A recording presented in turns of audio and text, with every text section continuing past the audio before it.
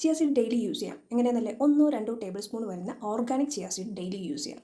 അതെപ്പോഴും ടൈറ്റ് ആയിട്ടുള്ള ബോട്ടിൽ വേണം ചിയ സീഡ് എയർ കയറാതെ വേണം നമ്മൾ ടൈറ്റായിട്ട് വെക്കാൻ. പിന്നെ ചിയ സീഡ് എന്ന് പറയുന്നത് എന്തിനാണെന്ന് വെച്ചാൽ ഡെയിലി നമ്മൾ ഒമേഗ 3 ഫാറ്റി ആസിഡ് വരുന്ന ടാബ്ലറ്റ്സ് കഴിക്കാറുണ്ട്. അതിന് പകരം നമുക്ക് ഈ 1-2 ടേബിൾ സ്പൂൺ വരുന്ന ഫൈബർ അടങ്ങിയ ചിയ സീഡ് ഡെയിലി. പക്ഷേ ഡയറക്റ്റായിട്ട് യൂസ് ചെയ്യരുത്. ഒരു 30 മിനിറ്റ്സ് എങ്കിലും വെള്ളത്തിലിട്ട് വെച്ചതിന് ശേഷം ചിയ സീഡിൻ്റെ ഏതൊരു സ്റ്റേജ് ആകുമ്പോൾ നമുക്ക് യൂസ് ചെയ്യാമെന്നറിയാം, അതേ രീതിയിൽ വേണം നമുക്ക് ചിയ സീഡ് യൂസ് ചെയ്യാൻ. അല്ലാതെ ഡയറക്റ്റായിട്ട് യൂസ് ചെയ്യരുത്.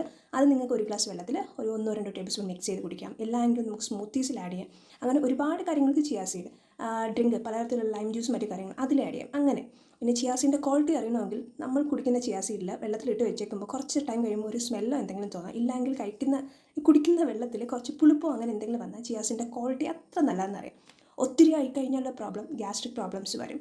അതുപോലെ തന്നെ ബോഡിയിൽ റെഡ്നെസ്, ഇറിറ്റേഷൻ, ഡ്രൈനെസ് അങ്ങനത്തെ ഒരുപാട് ഇഷ്യൂസ് നമ്മുടെ ബോഡിയിലുണ്ടാകും. അതുകൊണ്ട് എപ്പോഴും ആവശ്യത്തിന് മിതമായ രീതിയിൽ യൂസ് ചെയ്യുന്നതായിരിക്കും നല്ലത്. ഡെയിലി യൂസ് ചെയ്യാം, പ്രോബ്ലം ഒന്നുമില്ല.